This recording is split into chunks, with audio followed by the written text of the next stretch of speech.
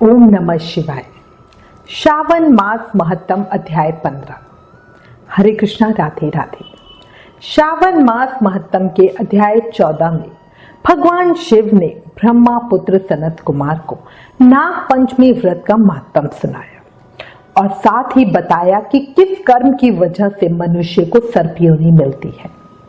अब आज इस अध्याय में सुपोदन नामक व्रत की विधि सुनेंगे।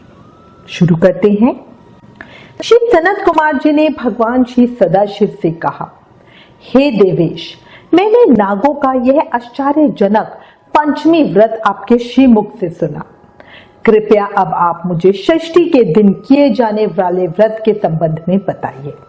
इस व्रत का नाम क्या है और इसका विधान क्या है। भगवान श्री सदाशिव ने श्री सनत कुमार जी से कहा, हे तात, श्रावण मास के शुक्ल पक्ष में षष्ठी तिथि को महामृत्यु का नाश करने वाले सुपोदन नामक शुभ व्रत को करना चाहिए। शिव मंदिर में अथवा घर में ही महादेव की पूजा करके दाल, आटे, भात का नैवेद्य जिसमें नमक और आम का साग हो रखना चाहिए। ब्राह्मणों को नैवेद्य पदार्थों का ही बायना दे। विधि अनुसार यह व्रत करने वाला प्राणी अनंत पुण्य का भागी होता है।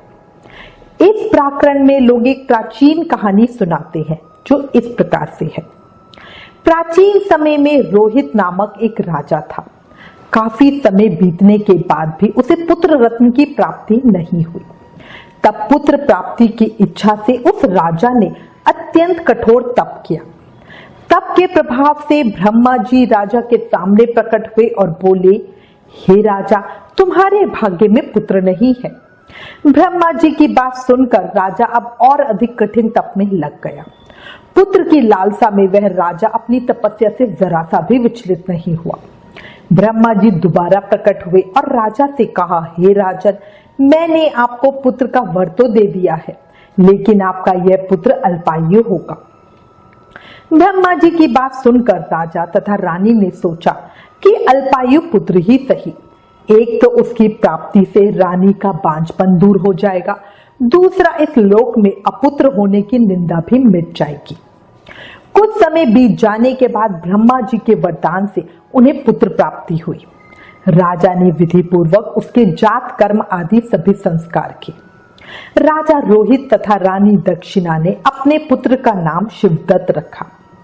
डरते डरते राजा ने राजकुमार का उपनयन संस्कार किया। राजा ने उसकी मृत्यु के भय से उसका विवाह नहीं किया।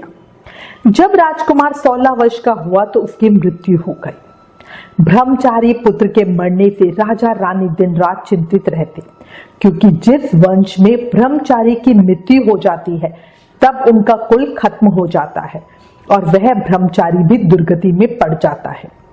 भगवान शिव की बात सुनकर श्री सनत कुमार जी ने भगवान सदाशिव से पूछा, हे देवादिदेव, हे जगन्नाथ, इसके दोष निवारण का उपाय है या नहीं? यदि उपाय है तो अभी बताएं, जिससे दोष की शांति हो सके। भगवान श्री सदाशिव बोले, हे तात, मृतक, स्नातक अथवा ब्रह्मचारी आदि हो तो अर्क विधि से उसका विवाह कर देना चाहिए।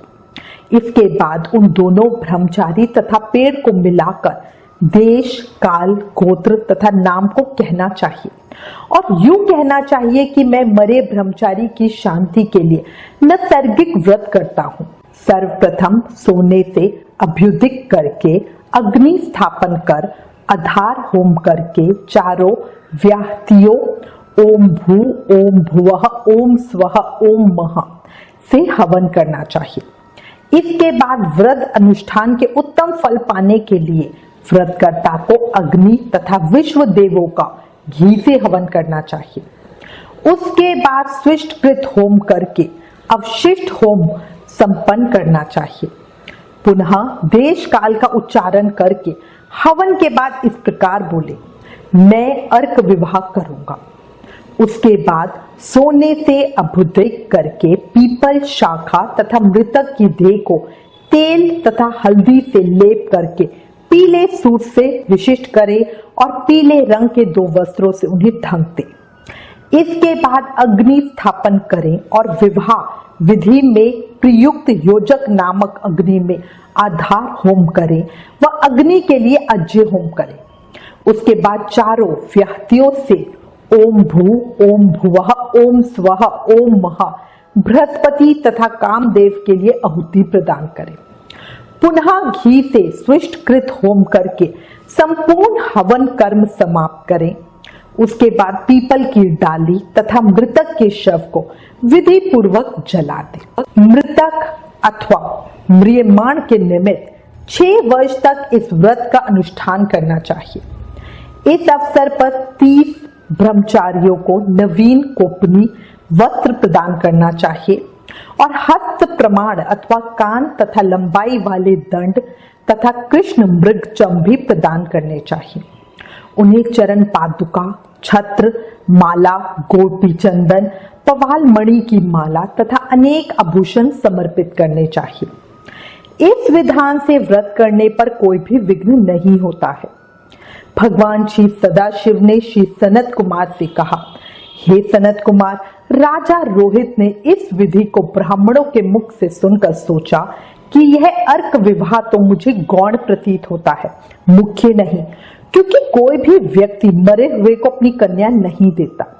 पर मैं राजा हूं, इसलिए मैं उस व्यक्ति को अनेक रत्न तथा धन दूंगा जो कोई भी इसकी वधू के रूप में अपनी कन्या हमें प्रदान करेगा। उस नगर में एक ब्राह्मण था।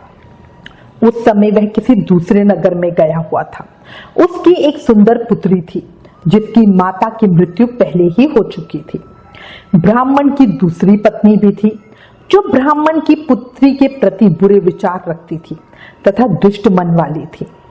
कन्या 10 वर्ष की थी तथा दीन थी और अपनी सौतेली माता के अधीन थी।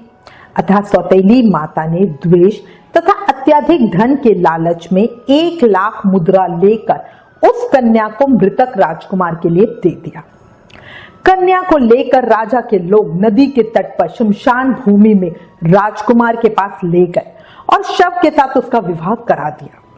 इसके बाद विधान पूर्वक शव के साथ कन्या का योग करके जब वे जलाने की तैयारी करने लगे तब उस कन्या ने पूछा, हे सज्जनों, आप लोग ये क्या कर रहे हैं?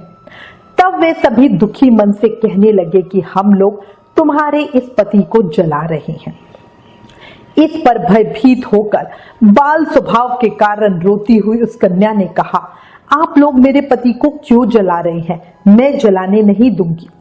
आप लोग सभी यहाँ से चले जाइए, मैं अकेली ही यहाँ बैठी रहूंगी और जब ये उठेंगे तब मैं अपने पति देव के साथ चली जाऊंगी। उसका हठ देखकर दया के कारण दीन चित्त वाले कुछ भाग्यवादी वृद्ध जन कहने लगे, अहो, ये तो घोर कष्ट है, हम किसी का भविष्य तो नहीं जान सकते। दीनों की रक्षा करने वाले तथा कृपालु भगवान ने जाने क्या करेंगे। सौत की पुत्री का भाव रखने के कारण सौतेली माता ने इस कन्या को बेचा है, अतः संभव है कि भगवान इसके रक्षक हो जाए। अतः हम लोग इस कन्या को और इस शव को नहीं जला सकते, इसलिए सभी को अच्छा लगे तो हम लोगों को यहाँ से चले जाना चाहिए।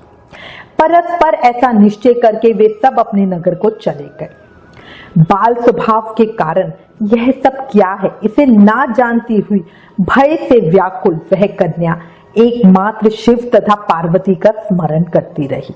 उस कन्या के स्मरण करने से सब कुछ जानने वाले तथा दया से पूर्ण हृदय वाले शिव पार्वती शीघ्र ही वहां आ गए। नंदी पर विराजमान उन तेज निधान शिव पार्वती को देखकर उन देवों को ना जानती हुई भी उस कन्या ने पृथ्वी पर दंड की भांति पड़कर प्रणाम किया। तब उसे आश्वासन प्राप्त हुआ कि पति से तुम्हारे मिलने का समय अब आ गया है। तब कन्या ने कहा कि मेरे पति अब जीवित नहीं होंगे। उसके बाल भाव से प्रसन्न तथा दया से परिपूर्ण शिव पार्वती ने कहा, तुम्हारी माता ने सुपोदन नामक व्रत किया था, उस व्रत का फल संकल्प करके तुम अपने पति को प्रदान करो। तुम कहो मेरी माता के द्वारा जो सुपोदन नामक व्रत किया गया है उसके प्रभाव से मेरे पति जीवित हो जाए। तब कन्या ने वैसा ही किया और उसके परिणाम स्वरूप शिवदत्त जीवित उठ खड़ा हो गया। उस कन्या को व्रत का उपदेश देकर शिव तथा पार्वती अंतर्ध्यान हो गए। तब शिवदत्त ने उस कन्या से पूछा, तुम कौन हो और मैं यहाँ कैसे आ गया? तब उस कन्या ने उसे सारा वृतांत सुनाया। उस समय रात हो गई थी। प्रातः होने पर नदी के तट पर गए लोगों ने राजा को वापस आकर कहा कि हे राजन, आपका पुत्र और पुत्रवधू नदी के तट पर स्थित हैं। विश्वस्त लोगों से ये बात सुनकर राजा बहुत खुश हुआ। वे हर्ष भेरी बजवाता हुआ नदी के तट पर गया। सभी लोग प्रसन्न होकर राजा की प्रशंसा करने लगे।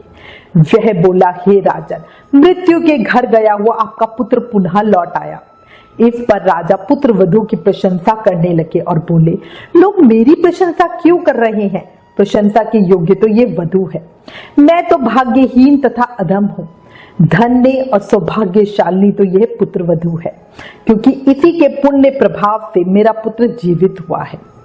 इस प्रकार अपनी पुत्र वधू की प्रशंसा करके राजा ने दान तथा सम्मान के साथ शेष ब्राह्मणों का पूजन किया और ग्राम से बाहर ले जाए गए मृत व्यक्ति के पुनः ग्राम में प्रवेश कराने से संबंधित शांति की विधि को ब्राह्मणों के निर्देश पर विधि पूर्वक संपन्न किया।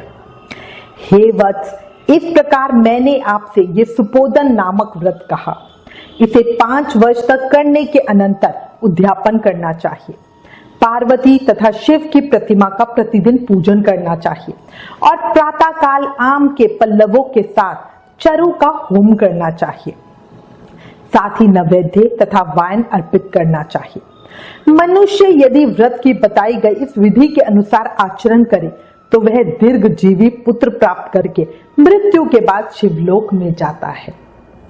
इस प्रकार शिवस्कंद पुराण के अंतर्गत ईश्वर सनत कुमार संवाद में श्रावण मास महत्तम में सुपोदन षष्ठी व्रत नामक 15वां अध्याय संपूर्ण हुआ।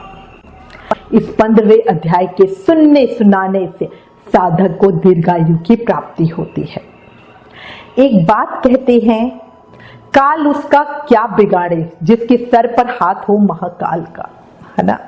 बोलो जय शिव शंभु, ओम नमः शिवाय।